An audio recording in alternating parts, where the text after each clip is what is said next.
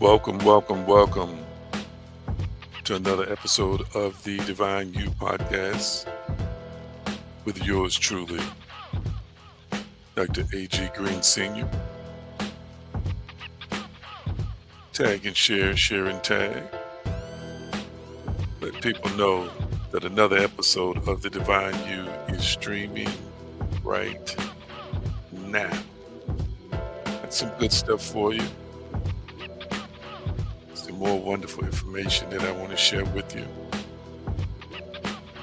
Thank you for jumping in, jumping on. Prepare your hearts and your minds.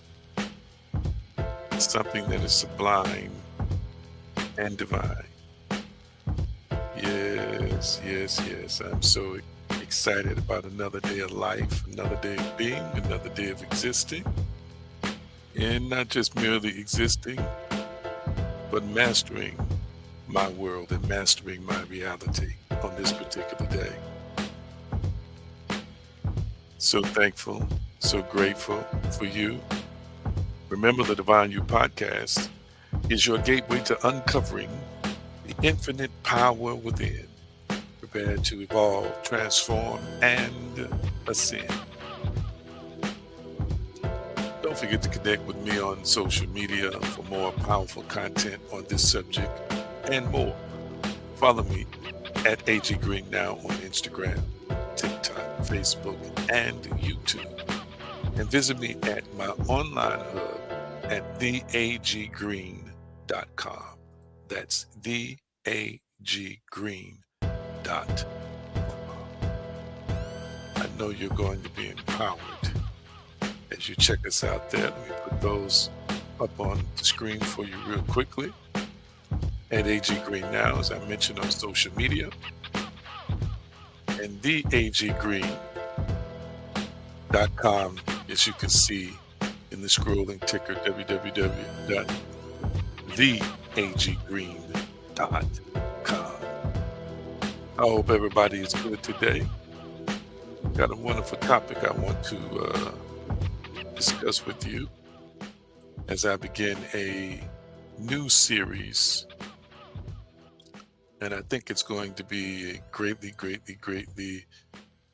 beneficial to all who watch and listen. Remember now, these podcasts are not only audio, but they're video, so you can see them on the Divine You podcast channel or the Divine You channel now on YouTube. And next time I should have something up, maybe a graphic or something for you to be able to see. If you're watching me, then you've already found the channel. If you're listening to me, then you can find the channel where you can actually see the video of this particular podcast.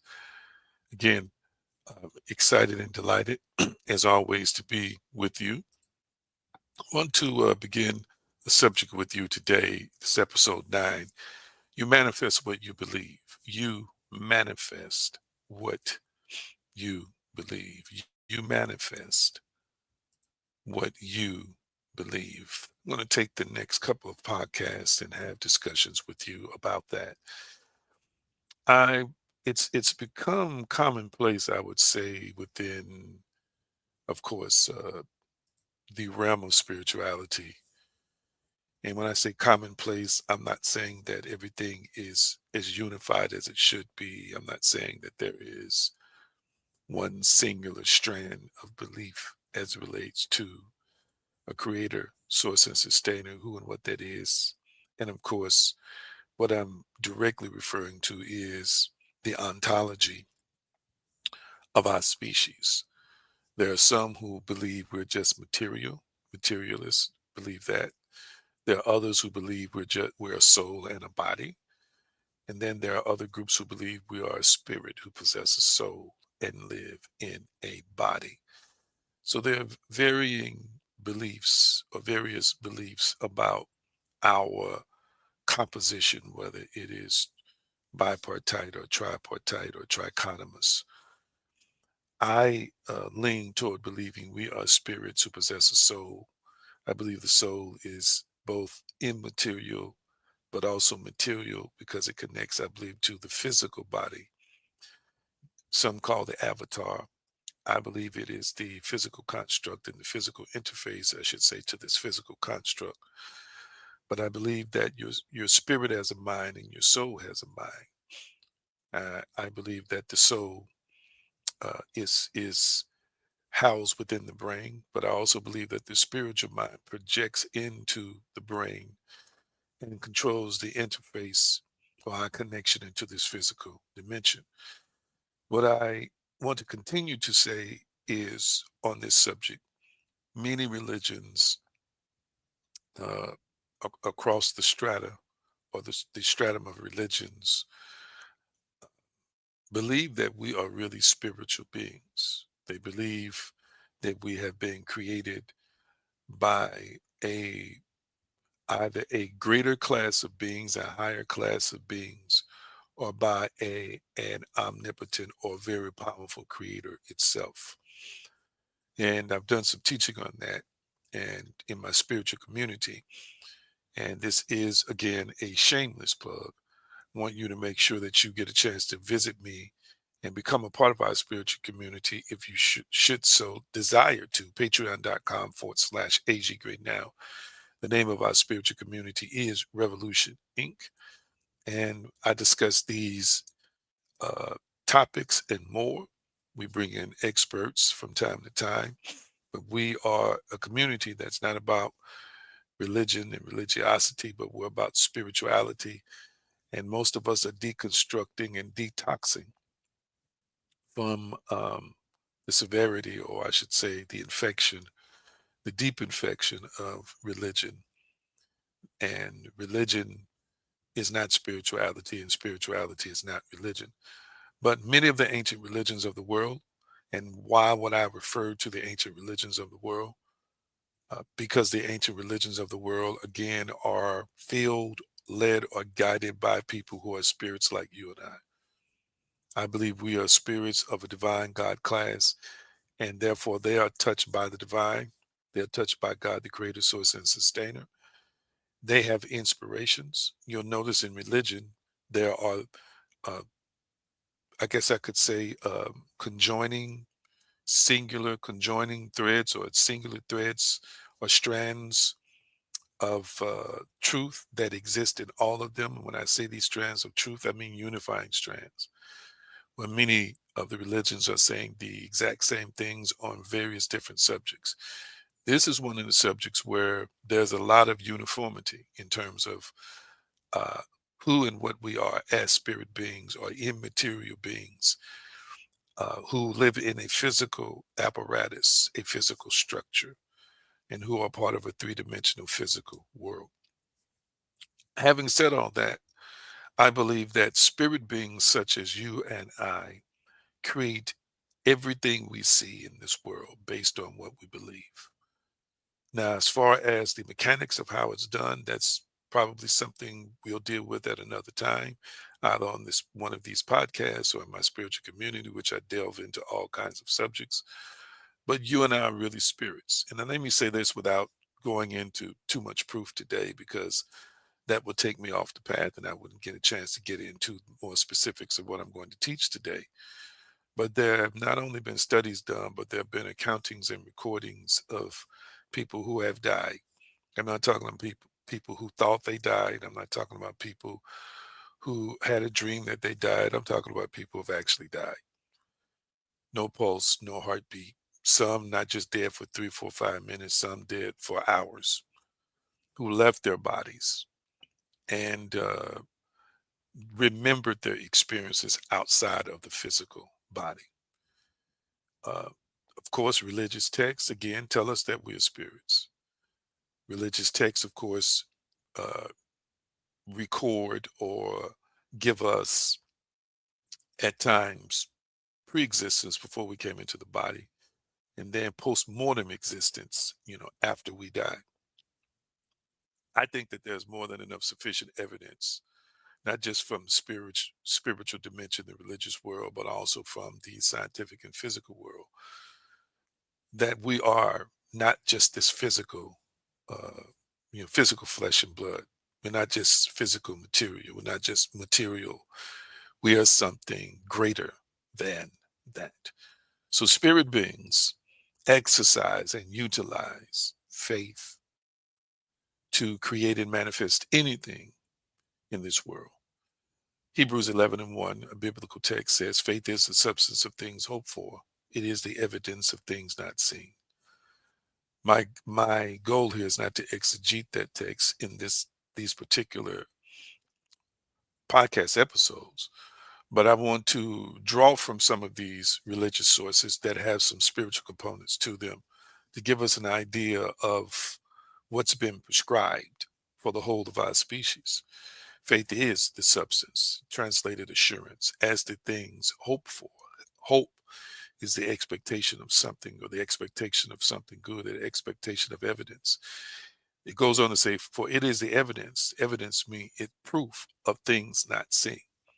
So faith, which exists in this text, the Greek word pistis, is some kind of credence, a conviction, a persuasion, a belief of truth concerning God, creator, source, and sustainer. I always share with people as I get into the conversation about faith is from a religious perspective, many people are taught that faith is only applicable for good things, is only utilized for the things you want and desire. And I am not in agreement with that. I believe that whether you're a part of a religion or not, you are a spirit. The native you is a spirit. And when you exercise faith, utilize faith, even for the negative, it manifests and brings forth the reality in your life. Think about it. The things that you have feared the most, like Job in the biblical text, have manifested in your life. He said, has come upon me, meaning that it has taken shape and form in the three-dimensional world. Think about the things you desired strongly, you believe that you deserve, that you saw within yourself, that you felt within yourself was yours. You ended up having it. That's even if it was a relationship you shouldn't have been in. That's even if it was a lemon or a hoopty or a lemon in terms of a car that was not a great car. That's if you imbibe or ingested or ate some food that you shouldn't have ate. It's not just the good things that faith produces. It is also the things that we don't agree with us in the long run and eventually can cause us heartache and struggle. The great mystic of the 19th and 20th century, the 20th century, one of the greatest of all time, in my opinion, is Neville Goddard. He said, assume the feeling of the wish fulfilled and observe the route that your attention flows. He also says, you are already that which you want to be, and your refusal to believe this is the only reason you do not see it. End quote. Deep statement. We possess the faith to create the inner vision, the image, to connect with feeling, not just emotion, not just something related to the senses, but being present, embodying within the vision, embodying the moment, embodying the event. That is faith, and that is living in the end. But faith is how we get things done. So I remember posting a video and I was talking about quantum mechanics and the observer effect and relating it to faith. And somebody came by and said, sounds like you're trying to merge religion with science. And I had to explain to them that faith is not a religious term. It shouldn't be seen as a religious term. It's a spiritual term. And spirituality is way above religion and all beings, whether they know it or not. First of all, religion has hijacked the word. Religion should not own the word. Spiritual beings own the word. Everybody owns the word. The word faith itself. Everybody owns faith itself. So whatever it is you believe strongly, it's going to take shape and form in the three-dimensional physical canvas that we call reality. The external is a reflection of the internal, and the internal is a creation of the external. Thoughts is what you and I possess every day, is what you and I think. There's energy attached to every thought, but also understand and recognize that these thoughts are made of things that we believe, period. And even unbelief is a belief in something. Unbelief is a belief, again, in something we don't think is credible. that we don't think has credence, that we don't think it's real, that we don't think it's legitimate. It's still a belief in the lack of credence or the illegitimacy of a thing. So I want you to understand that you are using faith now, whether you recognize it or not. That's the bottom line. So I want you to understand that, yeah, in the invisible, there are spiritual powers of believing and feeling. Understand that. In the invisible, but in the invisible, spiritual powers of believing and feeling actually are real and actually exist. I want you to know that faith is one of the mechanics of creation. I believe that faith is the builder of worlds. I honestly believe that. I believe that this construct exists. It is a matrix of sort, a simulation, this three-dimensional world. We know it as a universe. We also know it as inhabitants of a planet, as a planetary inhabitants. I want you to understand that even the creator of all of this must have had some belief in itself, a faith in itself, a faith in its power, a faith in its efficacy to be able to produce whatever it is we see, whatever it is we're experiencing. So I've shared with people that faith is a causative force. I want you to type in the comment section, faith is a causative force. We discuss cause and we discuss effect. It is a causative force that produces an effect. I want people to know and I want people to understand that. It's not a passive hope, it's not wishful thinking. It's an inner conviction that is so alive, so vivid, so vibrant, so real that it compels the outer world to conform. I've shared this with my audience, my mainstream audience. I'm sharing it with you, those who are supporting this podcast, that faith is the state of consciousness that assumes the reality of the unseen.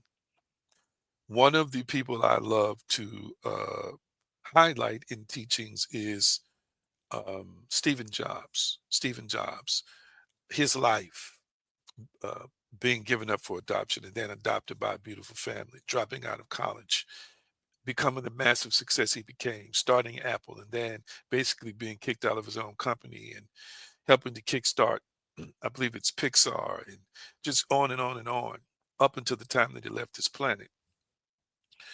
He was considered by many to be an atheist, but at the same time, when you chronicle his journey, you see that he utilized faith in an inner vision for an expansion of technology. We know as the iPhone, it was before the iPhone, it was, Apple, Macintosh computers, so forth and so on. My point is, there's a demonstration of an inner faith, an inner belief in technology, an inner belief in the advancement of technology, an inner belief in things technologically, in it from an engineering standpoint that did not even exist. That's why they coined the reality distortion field after him. He would literally have a meeting with engineers who initially did not believe anything or didn't believe for the most part that what he was saying was possible. But by the time they finished hearing his presentation, they were convinced that they could do it. They could discover the technology. And eventually they did. That's his faith that was resonating. That's his faith that was transmitting through what they call the reality distortion field, distorting the present reality of people listening to draw them in, to convert them to know within themselves that what he was speaking is truth and that they could carry out the assignment. I want you to understand that faith is a state of consciousness. We must practice faith. We must do whatever it takes to exist in that state of consciousness. And I tell people you manifest from that state of consciousness, whether it's a positive or negative, whether it's a higher state or a lower state. You are manifesting from whatever state of consciousness you're in. And that state of consciousness is what provides the state of being. So right now you are operating in a state of consciousness while you're watching or listening to me. It can bring you good or bad. It can take you up or down. It can bring you great or little. It all depends, again, on the state of consciousness that you are possessing. Faith has an intellectual component, all right? Faith has a reasoning component. Faith has a component of will. Faith has a component of the imagination. Neville Goddard thought the imagination was God. We create everything from the imagination.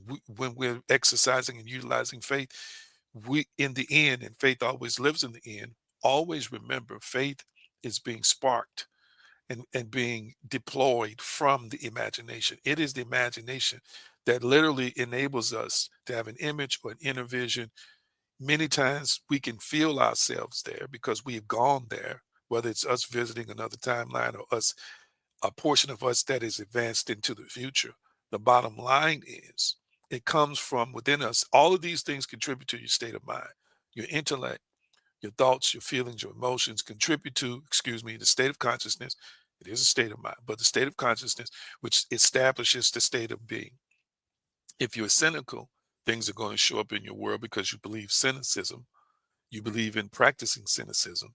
You believe in practicing the derogatory. You believe in practicing the downside of life. You believe in practicing believing that things most likely won't work out for you. And that's why in many situations they don't. That is your state of consciousness that you are producing from. Faith is the acceptance of a new reality before it becomes visible. Again, I could highlight the positives, but let me highlight the negatives that faith brings into being. The acceptance of a new reality where you are a loser is very real because you're producing that by your belief system. Hear what I'm saying today. I encourage you, of course, to flip the script, to invert the script, and what you've been believing in terms of outcomes that are counterproductive to you. You have the power and the ability to switch that with thoughts, to switch that with your imaginations, to switch that by deciding to become an identity, the person you really want to see who's prosperous and successful. But again, if we're not succeeding, it's because there's a part of us that sees us as a failure or not successful. Faith, it is living from the desired end, not towards it. It is living from the desired end, not towards it. A key component about faith is faith doesn't live in the middle. Faith does not live in the middle. Faith lives in the end.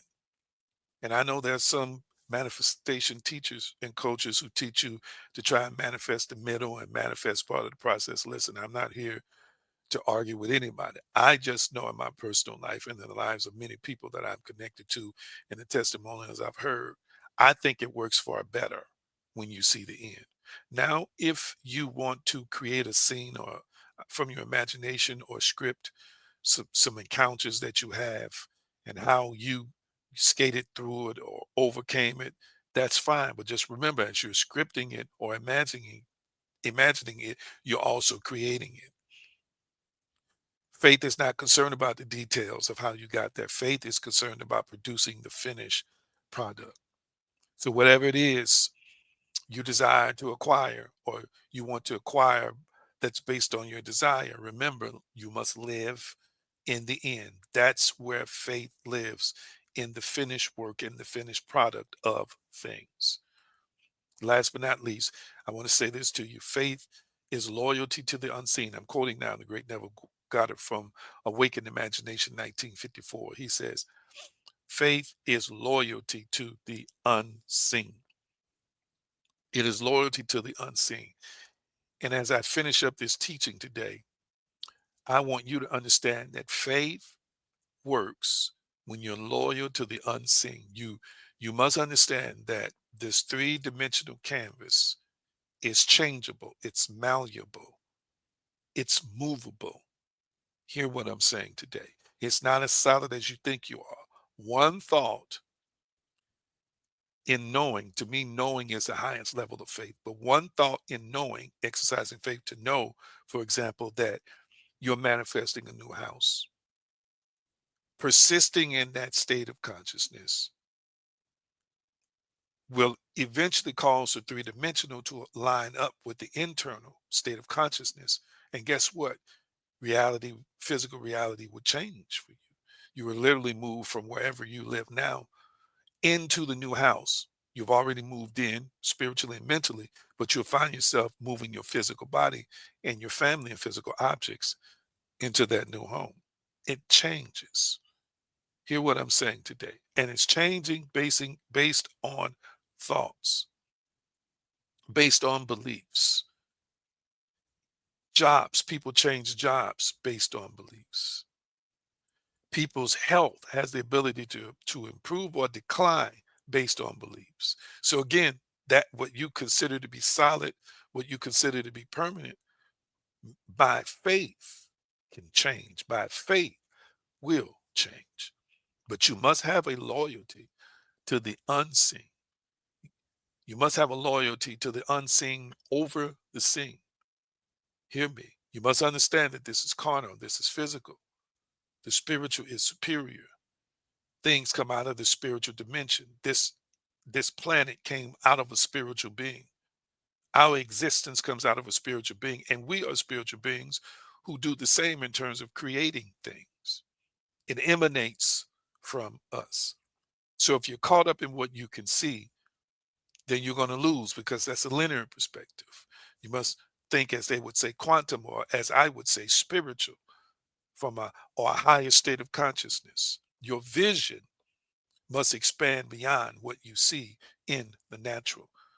And you must believe more in what's in you to produce the external than what is in the external. And I'll say this last but not least, what you see in your present external world is your past thoughts. It's your past faith that is reflecting back at you. But just as you have placed yourself in this position, it's not the divine, the almighty, it's not some devil, it's you who've placed yourself in this position by your convictions, by your thoughts, by your beliefs, by your actions. Just as you placed yourself here, you also have the ability, again, as a divine spiritual being that is, I believe, connected to a creator, source, and sustainer, to use the power to move out of the place that you carved out for yourself and carve out a new place, which means a shift and which means a change. All right. I hope you've enjoyed the presentation today. I did it a little differently. I just want to quickly remind you that I have a wonderful book I call Unshackling Your Mind, Discover and Overcome Limiting Beliefs. You can find it at divinespeciesshop.com. And I talk a little bit about faith in there, but sometimes folks feel stuck. I've been stuck before. I've lived a life that has been dominated by doubt and unbelief. This book is a game changer, though. It's birthed out of my experiences, but it's also birthed out of the spiritual dimension, put in written form, I believe, through me as the vessel to share with you to help you to reach the highest heights in your life. Visit divinespeciesshop.com and get that particular book. It comes with over $100 of free companions, a mind map companion, and a video of me. I know it's going to bless and it's going to empower you on today.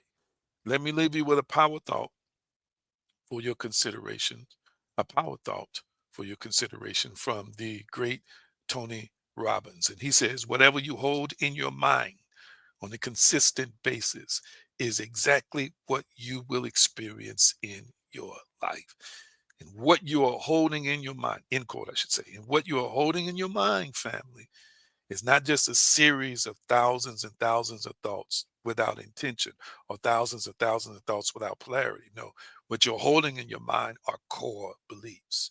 And you are producing a reality based on those core beliefs. And I quote him again, whatever you hold in your mind on a consistent basis is exactly what you will experience in your life.